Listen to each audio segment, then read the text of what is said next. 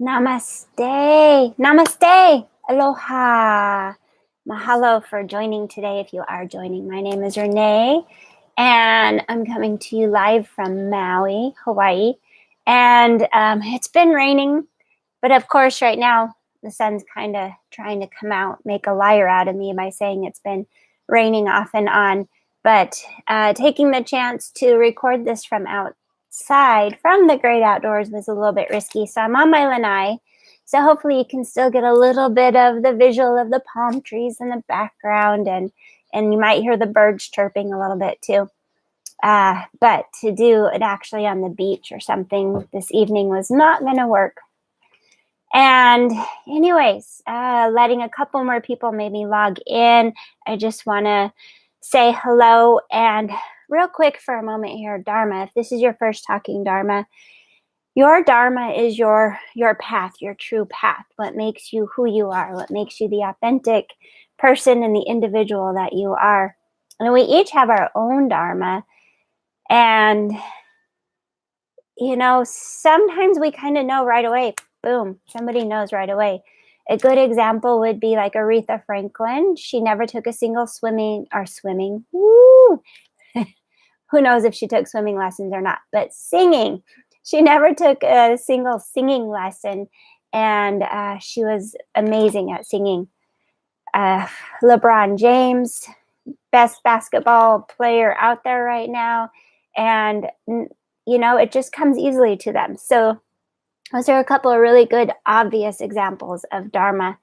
Now, some of us, as simple folk, you know, sometimes it's not as obvious to us exactly what our Dharma is. But now that I'm mentioning it, and it's starting to make you think, you're probably going to start realizing what your Dharma is. I joke around that my Dharma is to just talk. Hence, I love doing this talking Dharma because it gives me an opportunity to talk. With talking, though, I like to share. I like to share my knowledge. I like to share the love of yoga, the love of Ayurveda, health, wellness, anything like that. Positive thoughts and thinking. And anyway, see, I'm just talking. I just ramble on sometimes. So let's get moving with this. Today, talking a little bit about change and transition. Tomorrow is officially the winter solstice. And so we have change and transition going on all around us. And with the winter solstice, we have the shortest day of the year, which yields to the day after that, it'll be slightly lighter, right? And so things start to build up. So it's a really good time to sit back and revisit some of your dreams, goals, and ambitions. And then as the days get longer, you build on your foundation and you become brighter every day as well, learning, getting that internal fire to burn, your what's called Agni and Ayurveda. And when your Agni is burning brightly, the internal fire, your digestive fire is burning brightly, then you're more apt to be able to digest whatever you're bringing into your body. And it includes food, but not just food. The way you learn, even when you watch the news, how you digest the news, what's going on in the world around you. Relationships, how do you digest relationships? And so anything you put into your body in your life, how do you digest it? And then going along with that, how do you eliminate? So how do you make room for something new in your life? How do you eliminate something old and make room for something new in your life? So that's your Agni, your digestive fire, and getting that to burn brightly so that you can digest whatever's coming your way. You'll notice even it correlates. If you eat something that doesn't set well with you, you don't feel good after you eat it, even your brain is a little bit foggy. It's hard to think clearly. Or if you have an upset stomach, it's hard to practice kindness. You're a little irritated, right? Or when you're hungry, you're hangry.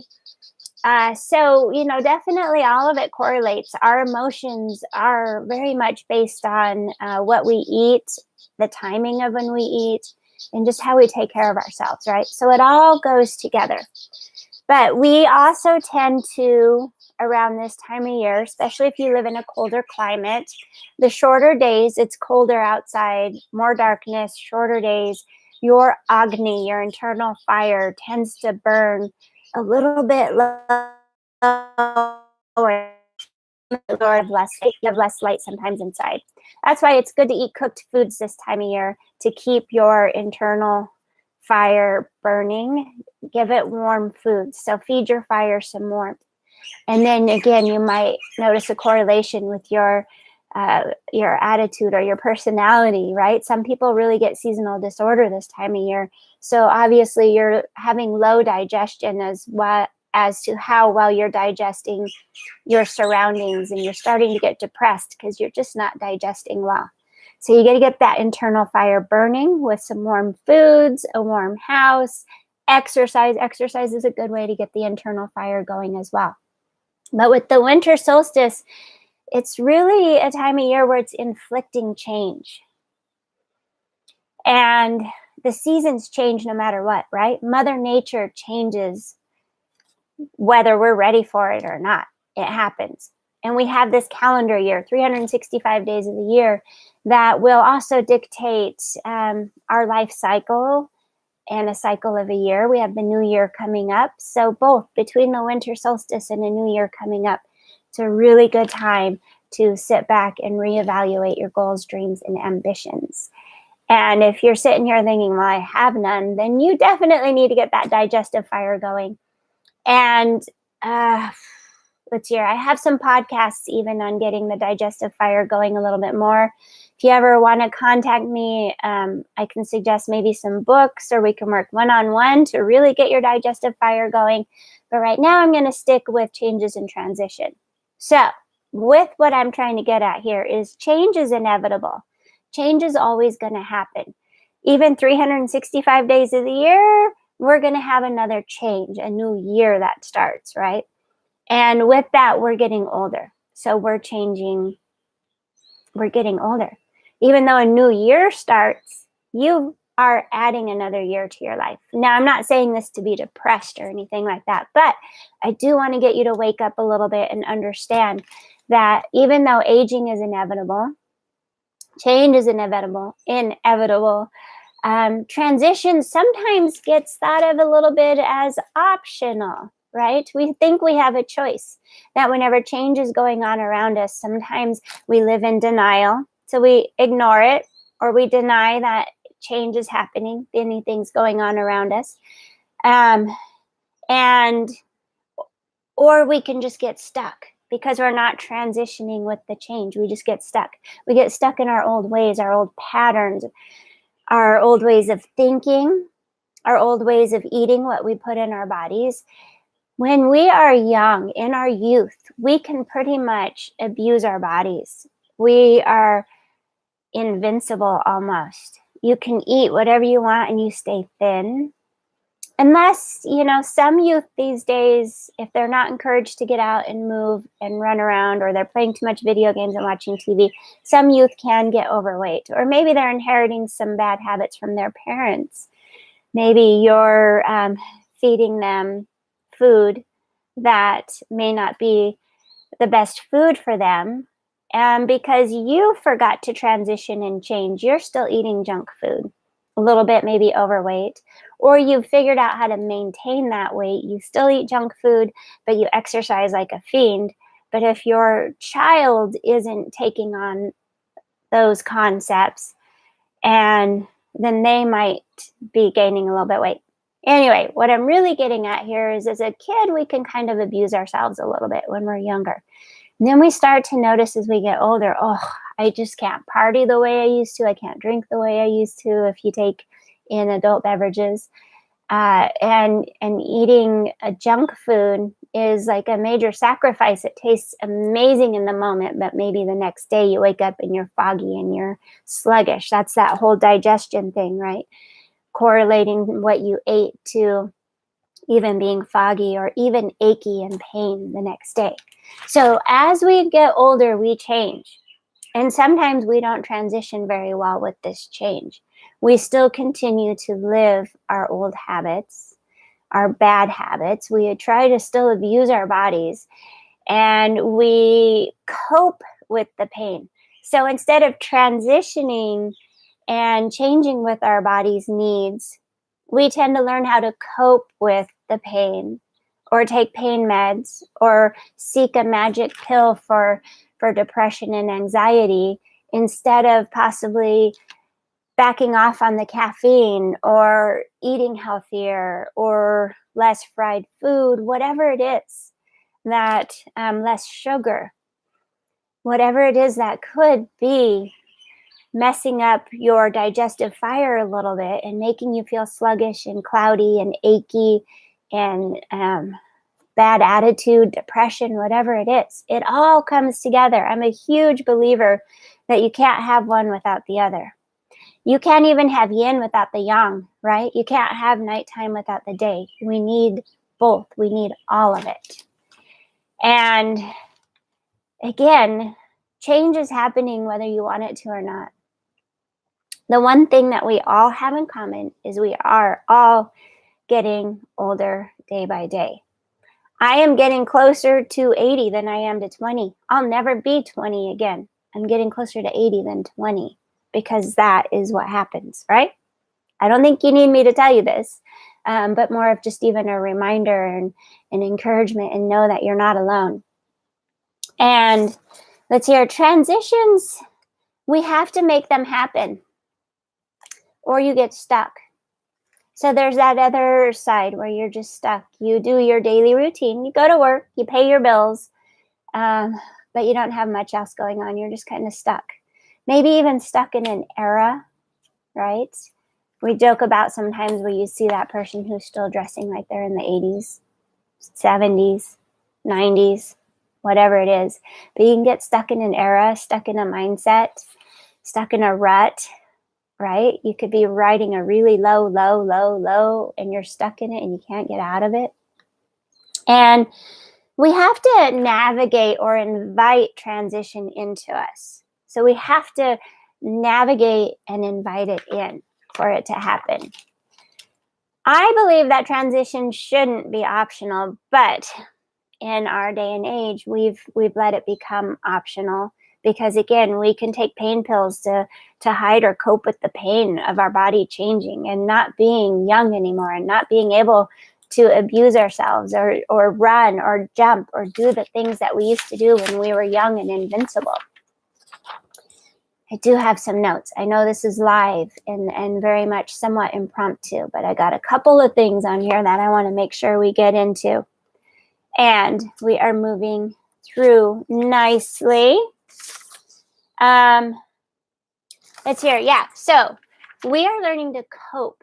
We're learning to cope with our pain instead of transitioning into maybe better eating habits or doing things that are better for our bodies, making sure that we're getting some yoga even.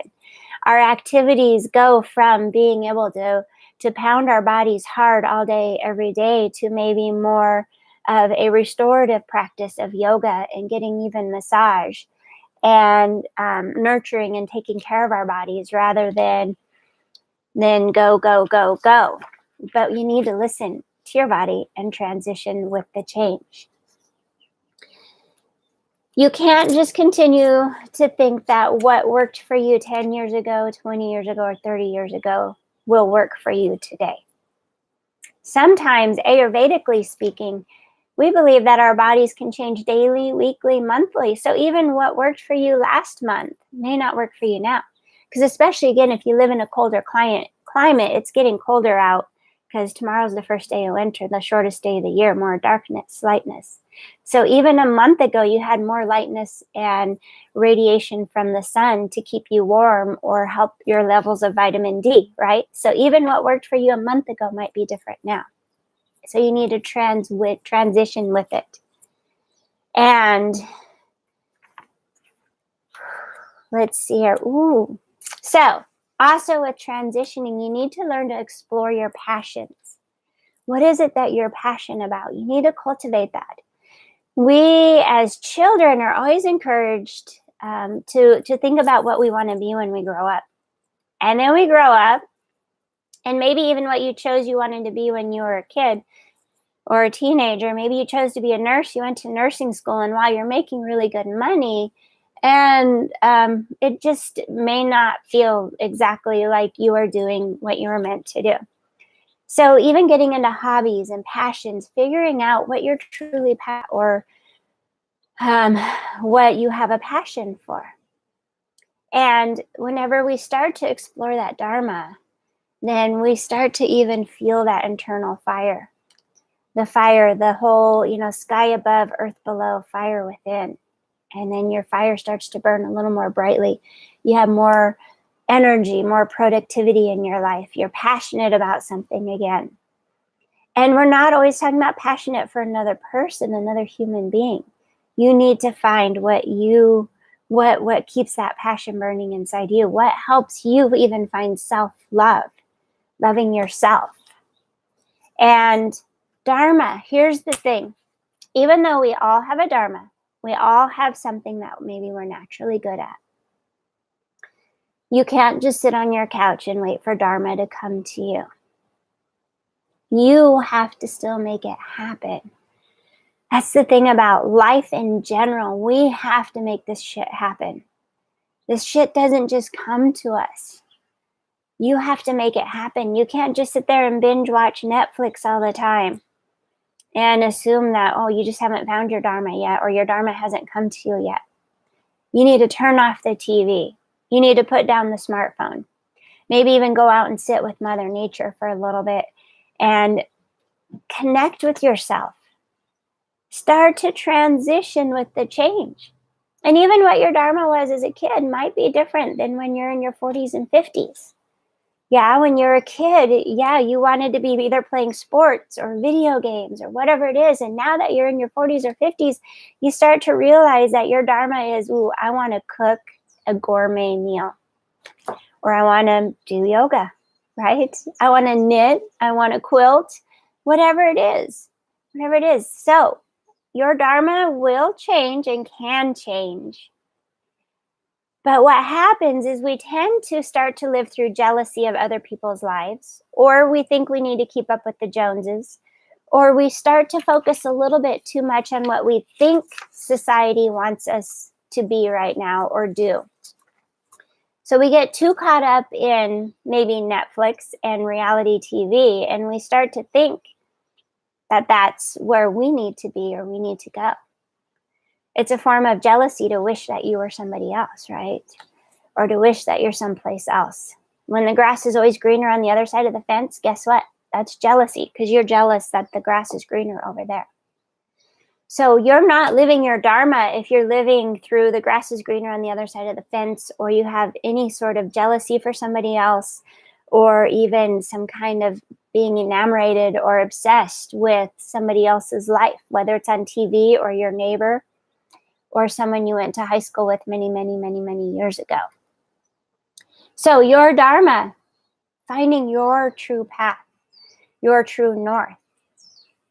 And you have to cultivate it. Again, you can't just sit on the couch and eat cake and watch Netflix, although that does sound really tasty, especially for someone like me who's avoided that kind of stuff in my life. I could really go for a piece of cake right now. Anyway, that's not your Dharma. Your Dharma is staying on a path. So your Dharma, it is a path. If you've ever gone walking on a path, you know to get to the other end of the path or to see what's up ahead on that path, you have to continue walking on it, right? You don't go to a path and just sit down. And if you do, you're going nowhere, right? Try it. Find a path somewhere. Be curious about what's up ahead, but just sit down and do nothing about it. So Dharma is translates into the word path because it is a path to go on. And you follow it. You follow the path to see where it goes, but you're not following, again, your neighbors or what you think society wants you to be. That's not what you're following. You're not following the herd. You're following your path. And to see what's up ahead, you have to continue to follow it and keep going. And you have to cultivate it and nurture it. You have to take care of your path. You have to take care of your body, this vessel that we've been given. You have to take care of it and cultivate it. And it's just constant Otherwise, you're not transitioning, right? If you don't cultivate these things and follow these things, you're just sitting still and you're becoming stagnant. So you have to continually to learn, let go of old ways of thinking or doing things. Embrace the new. How many of you fought having a smartphone? How many of you fought even having a cell phone? Oh, this landline, this is all I need is a landline. I don't need to be connected to everybody when I'm on the go. How many of you resisted that and now you're full-on smartphone user? Yeah. So you did transition, right? You transitioned into a smartphone. But I'm sure you remember the struggle and the resistance that it took you. And maybe it took actually society, everybody around you had it, and you had to evolve, you had to transition to be able to even get a job these days. As a yoga instructor, I rely on my smartphone a ton because somebody's always needing a substitute teacher for their yoga class, or they have a question about health and fitness, and I'm constantly answering questions. Sometimes I have to leave it at home, go to the beach, and enjoy life without it. Anyways, I am getting ready to launch and bring up my next round of my Cultivate Your Inner Yogi program or course. I started this a year ago. I'm really excited that it's starting to full circle, that whole 365-day thing, right? Full circle, it's coming around again. This round, though, is only for people in their 40s and 50s. I mean, if you're late 30s and you're getting ready to evolve into your 40s and you want to take it, let's do it. Or if you're late 50s, early 60s, there's a gray zone there, right? If you want to join us, join us. But I do want this to be more specific too. When we hit our 40s, late 30s, 40s, 50s, our physical body starts to change. I know this. I'm 47, and my body is not what it was when I was in my 20s or even 30s. So when the physical starts to change and starts to be less important or less of what defines you, then you start to draw more inward and you start to realize there's more to life than looking amazing in a bikini or a swimming suit, right? And so our mindset starts to change and we need to transition with that. Because again, like I said earlier, I'm getting closer to 80 than I am to 20 because I'll never be 20 again. Even if I exercise like a fiend, my body is not going to look like a 20-year-old again. So Cultivate Your Inner Yogi. It's my program for 40s and 50s and anything on that cusp. And we will dive into this deeper. So even nutritionally, coming from nutrition from the standpoint of being in your 40s and 50s, nutritionally, what do we need? What's different than when we were in our youth and our 20s and 30s? And even mindset. We have a different mindset now. Again, like I said, we start to ditch the thought that I'm just this physical object that's to be desired. That beauty is more than skin deep. We really start to understand what that means. And we start focusing a little bit more on that, a little bit less of going out and partying, a little bit more on hobbies. We start to pick up hobbies and staying in more, but feeling like we're getting more done because it feels good to have a hobby or whatever your Dharma is. And we also start to realize that even our physical activity, while we need to continue to exercise so that we don't become mush or as big as a house, we start to realize that we can't pound our body anymore. You can't jump off cliffs and land on your feet without maybe your knee going out of place or something like that. So we start to seek out more restorative even activities for our bodies. We start to learn that riding a bike is easier on our bodies than running. So if you're a runner, I've met several runners as a yoga instructor. I meet people all the time. I've met several runners that had to transition into being a bicycle rider because it's a lot easier on their body, right? So in our 40s and 50s, we start seeking more activities that are more restorative for the body. So this round of Cultivating Your Inner Yogi, my program, is for 40s and 50s. I've also switched it up based on feedback from the last couple rounds that I did. Based on feedback, we did it over a period with a different learning path to take. It was a little bit overwhelming. The feedback was that they loved what they're learning, but with multitasking with their daily life, it moved a little bit too quickly for them, and they weren't quite able to absorb the principles they were learning before moving on to something else. So I'm switching it up. We're going to do one concept per month so that you have a whole month to cultivate it and live it and learn it and absorb it before we move on to another principle. Within that month, though, it's not going to be to where I just put it out there one evening and you have to do it that evening. I am going to spoon feed you over the month, remind you, encourage you to keep doing what you're learning. So it will be a good 30 days of me just even sending you a quick email, group chatting. We'll get together, do group chatting, one-on-one chatting, whatever your soul needs for that month. But that's what's cool about giving you a whole month to do it. So this will be spread out over 4 months instead of trying to cram it all in 5 weeks. We're going to spread it out over 4 months. If you are interested in doing this with me, then make sure to email me or text me after this. You can text me even through Facebook Messenger or email me. I'll put my email in the notes of this here in a moment here, or go to my website and there's a contact form. You can contact me. So if you're interested in this upcoming, it should start February 1st. So I'm going to wait till January to really push it and start signing people up. Because right now I have the Connecting the Dots going for the new year. My Connecting the Dots course is just a 1.5 hour course that you can do right now if you want to start today. That will help you with your New Year's resolutions and set yourself up for success in 2019.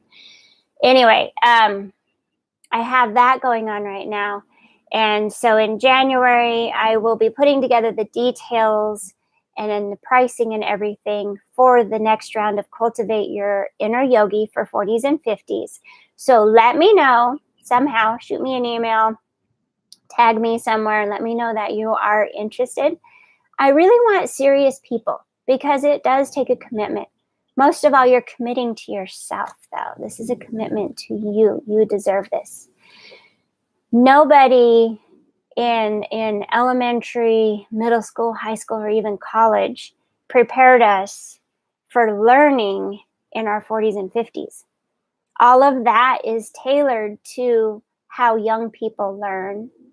And now in our 40s and 50s, as we're transitioning, nobody taught us how to transition. So cultivating your inner yogi. While there be a little bit of physical, like the restorative practice of yoga and some breathing, for the most part, this is going to be philosophy work. So even working on mastering our mindset, staying positive, following our path, our Dharma, and how to stay on the path. So this is going to be a little bit more philosophy, but I'm a total junkie for it. I love studying this kind of stuff, and I love sharing it with you all. So contact me in some form or fashion or way to let me know that you're interested, so I can definitely get you on the mailing list when I start to pull together the details, the exact dates, times, and pricing for this. Let me know you're interested. Serious yogis only. For now, though, this is where I'm going to leave you. Please, please, please, with the solstice tomorrow, or whenever you're watching this, maybe it's already happened, but that's okay, because it happens, winter solstice. Got like 3 months, right? But as the days are starting to get longer, transition with it. Let your internal fire and your light burn a little bit brighter every day. Your Agni, as they call it in Ayurveda. Sky above, earth below, fire within. Let's get that fire going. And as you're finding out in your 40s and 50s, it's hard to keep that fire going, or even older. Contact me if you're interested. Contact me if you have any questions about what I discussed this evening. Remember, my Dharma is talking. and even talking Dharma. Yeah, so I love to talk. Let me know if you want to chat. I'd love to be here for you. For now, though, peace, love, abundance, and namaste.